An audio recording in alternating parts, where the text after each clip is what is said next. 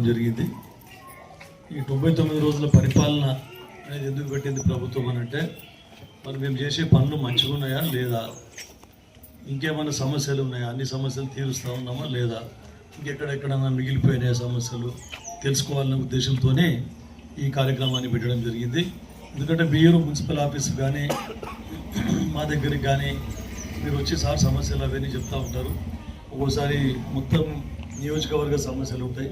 కాబట్టి ఇక్కడ వస్తే డైరెక్ట్గా అధికారులు ఎవరైతే ఉన్నారో వారు, ఇప్పుడు మున్సిపల్ అధికారులు ఉంటే మున్సిపాలిటీకి సంబంధించిన సమస్యలు, ఇంకా వేరే గ్రామాలకు పోతే పంచాయత్ సెక్రటరీ కానీ లేకుంటే ఎండిఓ కానీ అక్కడ సమస్యలన్నీ వారు తెలుసుకొని వాటికి పరిష్కార మార్గం అని వెతికే అవకాశం ఉంటుంది. కాబట్టి అదొకటే కాకుండా మళ్ళీ మేము ఏం చేసినాము, ఈ ప్రభుత్వం వచ్చిన తర్వాత మేము ఇచ్చిన హామీలు ఏం నెరవేర్చినాం, అభివృద్ధి కార్యక్రమాలు ఏం చేపట్టినాం, మీ దగ్గర ఇంకా సమస్యలు అన్నీ కంప్లీట్ తీరినాయా లేదా, ఇంకా కొత్తగా ఇంకేమేమి పనులు చేపట్టాలి అనే ఉద్దేశంతో, మనకు తెలుస్తుంది అనే ఉద్దేశంతో ఈ కార్యక్రమాన్ని చేపట్టడం జరిగింది.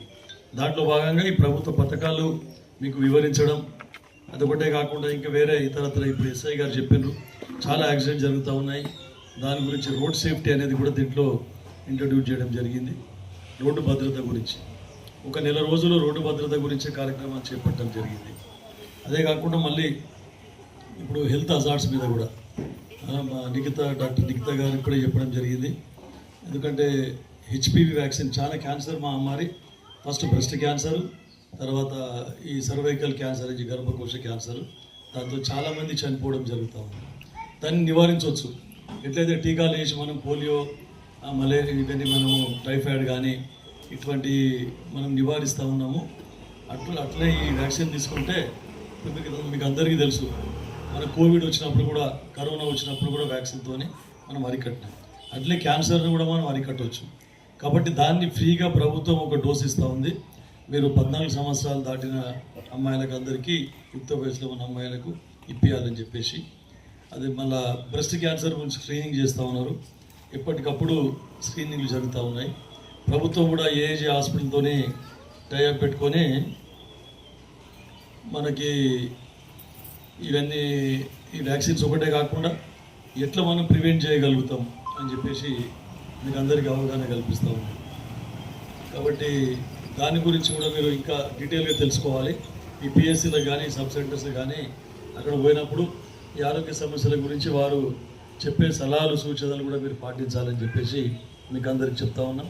తర్వాత సంక్షేమ పథకాల గురించి పోతే మీకు అందరికీ బాగా తెలుసు, గత ప్రభుత్వంలో తయారు గారు చెప్పినట్టు రేషన్ కార్డు అనేటివే లేకుండే. ఏ సంక్షేమ పథకం ప్రభుత్వం వచ్చినా కూడా తెల్ల రేషన్ కార్డు అడుగుతారు. ఎందుకంటే తెల్ల రేషన్ కార్డు ఉంటేనే వాళ్ళు బీదోళ్ళని అర్థం, తక్కువ ఇన్కమ్ ఉన్న వాళ్ళని చెప్పేసి అర్థం. కాబట్టి తెల్ల రేషన్ కార్డు ఉన్న వాళ్ళందరికీ కూడా సంక్షేమ పథకాలు వర్తిస్తాయి. కాబట్టి తెల్ల రేషన్ కార్డు 10 సంవత్సరాల నుంచి లేకుండే, ఇప్పుడు మళ్ళీ రేవంత్ రెడ్డి గారి ప్రభుత్వం, కాంగ్రెస్ ప్రభుత్వం మీ అందరి ఆశీర్వాదంతో ప్రభుత్వాన్ని మార్చుకోవడం జరిగింది. దాంట్లో అందరికీ ప్రతి ఒక్కరికి కూడా రేషన్ కార్డు ఇచ్చారు. మళ్ళీ ఇప్పుడు నిరంతర ప్రక్రియ, ఇంకెవరైనా కొత్తగా పెళ్లిళ్ళై వాళ్ళ ఇంకా కుటుంబాలు వేరుపడితే కూడా వారికి కూడా ఇంకా తెల్ల రేషన్ కార్డులు ఇవ్వడం జరుగుతుంది. దాంతోపాటు తినడానికి అవసరమయ్యే సన్న బియ్యం కూడా ఇవ్వడం జరిగింది. 200 యూనిట్లు అయితే ఫ్రీగా కరెంటు కూడా ఇవ్వడం జరిగింది. దాంట్లో భాగంగా ఇంకా మౌలిక వసతులు కూడా మీకు అందరికీ తెలుసు. ఈ గత 2 సంవత్సరాలు ఈ ప్రభుత్వం ఏర్పడిన తర్వాత ప్రతి గల్లీలో కూడా, ప్రతి గల్లీకి కూడా సీసీ రోడ్డు, మోరీలు కూడా ఏర్పాటు చేయడం జరిగింది. ఇంకా కొన్ని పాత రోడ్లు, ఇంతకుముందు చేసిన రోడ్లు కూడా శిథిలావస్థలో ఉన్నాయి. వాటిని కూడా మళ్ళీ రిన్యూవల్ చేయాలని చెప్పేసి కూడా నెక్స్ట్ బడ్జెట్లో పెట్టుకోవాలని చెప్పేసి కూడా అనుకున్నాం. ఇవన్నీ తర్వాత కరెంట్ సమస్యలు, దానికి కరెంట్ లో వోల్టేజ్ ఉన్నదంటే సబ్స్టేషన్ కూడా ఏర్పాటు చేస్తూ ఉన్నాం. మళ్ళీ ఇంకో సబ్స్టేషన్ కూడా ప్రతిపాదనలు పెట్టడం జరిగింది. నారాయణకేలా ఎన్నో ట్రాన్స్ఫార్మర్ లో వోల్టేజ్ లేకుండా చేయడం జరిగింది. ఎన్నో కొత్త లైన్లు కూడా వేయడం జరిగింది. గతంలో ఒక దగ్గర ఏదైనా ప్రాబ్లం వచ్చిందంటే ఎల్సీ తీసుకుంటే మొత్తం టౌన్ అంతా కరెంటు పోయేది.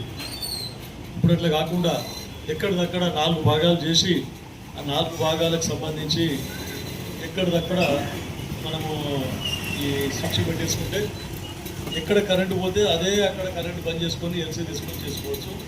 దాన్ని ఏర్పాటు కూడా నారాయణఖేడ్ టౌన్లో ఏర్పాటు చేస్తూ ఉన్నామని చెప్పేసి, ఇంకా అక్కడక్కడ ఇంకా లో వోల్టేజ్ అని చెప్పి అడుగుతా ఉన్నారు. దాని గురించి కూడా ఇంకా త్వరలో ఆ ప్రాబ్లం కూడా సాల్వ్ చేస్తామని చెప్పేసి, ఇక పరిశుద్ధం, తడి చెత్త, పొడి చెత్త వేరు చేసుకుంటే మనకే మంచిది. అన్ని ప్రభుత్వం చేయాలంటే ఏది కూడా ప్రభుత్వం చేయలేదు 100% ఏ ప్రభుత్వం అన్నా కానీ. ఇప్పుడు మీరు చూస్తున్నారు, గతంలో ఉన్న ప్రభుత్వం సోనియా గాంధీ తెలంగాణ ఇచ్చినప్పుడు 17,000 కోట్ల నెట్ బడ్జెట్ ఉండింది, అప్పుడు మిగులు బడ్జెట్. కానీ ఇప్పుడు మనకు రేవంత్ రెడ్డి గారి చేతికి వచ్చేసరికి 8 లక్షల కోట్ల అప్పుతో మనకు అప్పచెప్పింది. ఇక మళ్ళీ అడుగుతారు, అవి చేస్తామని రివ్యూ చేస్తామన్నారు. అంటే అన్నీ 100% చేయడం ఏ ప్రభుత్వం కూడా సాధ్యపడదు. ఇంకా వాళ్ళ గవర్నమెంట్ వచ్చినా కూడా ఇప్పుడు సాధ్యపడకుండా. కాబట్టి ఇప్పుడు ఇంకా దిగజారిపోతూ ఉన్నది. ఎందుకంటే యుద్ధం వలన ఎకానమీ మొత్తం పడిపోతూ ఉన్నది. తర్వాత రేట్లు పెరిగినాయి, గ్యాస్ ధర పెరిగింది, డీజిల్ ధర పెరిగింది, పెట్రోల్ ధర పెరిగింది. ఇవన్నీ కారణం అమెరికా ఇరాన్ యుద్ధం వలన ఇవన్నీ మనకు చమురు ధర పెరగడం జరిగింది. చమురు ధర పెరిగి కూడాల ధర పెరిగితే అన్నీ పెరిగినాయి. ఇప్పుడు మనం ఒక బోరింగ్ వేపియాలంటే కేసింగ్ పైపు దాని ధర కూడా పెరిగింది. ఇప్పుడు బోరింగ్ మేము ఇంచుమించు 200 బోరింగ్లు శాంక్షన్ చేసినాం, కానీ ఎవరు ముందరకు వస్తలేరు. బోరింగ్ కొట్టాలంటే ముందరకు వస్తలేరు. డీజిల్ పెరిగింది, వాళ్ళకి లాభం తక్కువ వస్తుంది. కేసింగ్ ధర పెరిగింది, వాళ్ళకి లాభం తక్కువ వస్తుంది. మళ్ళీ కలెక్టర్కి చెప్పి రేట్లు హైక్ చేయాలి, ఎవరు ముందుకు వస్తలేరని చెప్పి రాసి పంపడం జరిగింది. ఇవన్నీ సమస్యలు మీకు ఎందుకంటే అవి ఏం చేస్తలేరు అని కొంతమంది అడుగుతూ ఉంటారు. కొంతమంది కావాల్సుకొని ప్రతిపక్షం ఒక వీడియో పెట్టిన మీరు చూసిందో లేదో, ఇది ఉక్కరేని రోడ్ది ఆల్రెడీ దానికి శాంక్షన్ చేసినాం. దామోదర్ తీసుకొని వచ్చి మేము ఆల్రెడీ దానికి ఫౌండేషన్ కూడా పెట్టిన తర్వాత ఆయన అగ్రిమెంట్ కూడా చేసుకున్నాడు, పనులు కూడా స్టార్ట్ చేసాం. తర్వాత ఈ రేట్లు పెరగడం వల్ల మళ్ళీ సార్ మేము ఏం చేయలేకపోతాం, మేము ప్రభుత్వం నుంచి ఆదేశాలు ఉన్నాయి, మీకు ఎక్కువ పెరిగిన రేట్లకు తగ్గట్ల మీకు బిల్లు ఇవ్వాలంటే కుదరది, మీరు కొన్ని రోజులు ఆగండి, రేట్లు తగ్గుతాయని చెప్పేసి ప్రభుత్వం చెప్పడం జరిగింది. అని కాబట్టి వర్షాకాలం వచ్చింది, పడుతున్నారు అందరూ, మీరందరూ ఏం చేస్తున్నారు, ఎమ్మెల్యే ఏం చేస్తున్నాడు, ఎంపీ ఏం చేస్తున్నాడు అంటే మీ జాగీర్, మీ తాత జాగీర్ కాదు మీకు చెప్పడానికి. ఎవడో బ్లాక్ మెయిలింగ్ మొత్తం వీడియోలు ఇపోతే ఎట్లా అయిపోయినాయంటే మొత్తం వీడియోలు మొత్తం పైసలు ఇస్తే సప్పుడు దాకా కూర్చుంటారు. అదే నారాయణఖేడ్ సిరిగాపూర్ రోడ్డు గత 2021లో శాంక్షన్ అయింది, దాని గురించి ఒక్క మాట మాట్లాడతలేడు. కాబట్టి మొత్తం ఇవన్నీ పైసలు ఇచ్చి మీడియాను ఎంకరేజ్ చేస్తారు కొంతమంది నాయకులు. జాగ్రత్తగా గమనించాలి మీరని చెప్పేసి చెప్తా ఉన్నాం. కాబట్టి 10 సంవత్సరాల నుంచి తట్టడి మట్టి పోయలేదు, ఎక్కడ రోడ్డు మీద కూడా తట్టడి మట్టి పోయలేదు. కనీసం మేము రిపేర్ చేసుకుంటూ పోతా ఉన్నాం, ఏదో కొంచెం చేసుకుంటూ పోతూ ఉంటే ఇక్కడ వరకు ఉన్నది. ₹1 పనులు శాంక్షన్ చేసుకొని శాంక్షన్ అయినాయి అని చెప్పేసి మళ్ళా వాపస్ క్యాన్సిల్ చేసుకున్నారు. కాబట్టి ఇటువంటివన్నీ ప్రతిపక్షాల గురించి కేర్ఫుల్గా ఉండాలి. బురద జల్లే కార్యక్రమం చేపడతా ఉన్నారు. మీరు ఇప్పటికీ బేరీజ్ వేసుకోండి. గత ప్రభుత్వంలో ఏం చేసినారు, మరి ఈ ప్రభుత్వంలో ఏం చేస్తూ ఉన్నారు, మీకు వ్యత్యాసం తెలుస్తుంది. గల్లీ పోయి చూడండి. 20 కోట్లతో రూపాయలు మళ్ళీ మనం చేసినాం. ఒక బైపాస్ రోడ్ ఒకటి మనం చేయాల్సి ఉంటే అది వివిధ కారణాల వలన అది టెండర్ క్యాన్సిల్ అయింది. మళ్ళీ కొత్త టెండర్ పిలుస్తూ ఉన్నారు. తొందరగా అది అయిపోతే బైపాస్ రోడ్ కూడా కంప్లీట్ అయిపోతుంది.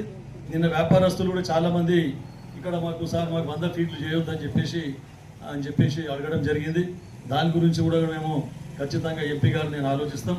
గతంలో ప్రభుత్వంలో ఎంతకైతే 70 ఫీట్లకి ఏదో వాళ్ళు రిస్ట్రిక్షన్ చేసినారు, మేము కూడా అయినంత మటుకు అదే 70 ఫీట్లకు రిస్ట్రిక్ట్ చేయడానికి మీ దుకాణాలు పోకుండా మేము ప్రయత్నిస్తామని చెప్తా ఉన్నాం. కానీ మీరు అందరు బిదర్లో కలెక్టర్ ఉన్నప్పుడు, డీసీ ఉన్నప్పుడు ఫస్ట్ అందరూ ఆయనకు వెడల్పు చేస్తాం, రోడ్లు గూల కొడతామంటే అందరు తిట్టిండ్రు. అందరు తిడితే తర్వాత ఆయన బలవంతంగా మినిస్టర్ల ఇళ్ళు, ఎమ్మెల్యేల ఇళ్ళు అన్ని కూల్చి రోడ్లన్నీ వెడల్పు చేశారు. ఈరోజు ఆయన వస్తే పూలదండలతో స్వాగతం చేస్తున్నారు. అరే ఇంత మంచిగా చేసింది బిదర్ని అని చెప్పేసి. అట్లా రాను మన జనరేషన్స్కు ఇంకా రోడ్డు ఇరుకవుతుంది. ఇంకా మేము చెప్తా ఉన్నాం, మీరు వ్యాపారస్తులేమో ఇట్లా చెప్తున్నారు. సరే రోడ్డు 70 ఫీట్లకే మేము ఉంచుతాం, సరే 70 ఫీట్లకు. కానీ మీరు ఏం చేస్తున్నారు, మళ్ళీ సామాన్ అంతా మొత్తం బయట ఫుట్పాత్ మీద పెడుతున్నారు. సామాన్ అంతా ఫుట్పాత్ మీద పెట్టి మళ్ళీ ఆటోలు ఆనందిలో పెడుతున్నారు, బండ్లు ఆనందిలో పెడుతున్నారు. రాకపోకలకు ఇబ్బంది అవుతున్నది. నువ్వు 70 ఫీట్ల భయ్యా బాగా జాకే బతకరు. 70 ఫీట్ల రోడ్ కాదు, 100 ఫీట్ల రోడ్ ఉంటే కూడా మనకి ఏం ఉపయోగం కాదు. సగం సామాను దుకాణంలోకి వెళ్ళి ఫుట్పాత్ మీదకి వస్తుంది, తర్వాత ఆడికి వెళ్ళి ఆటోలు నిలబెడతారు, బైకులు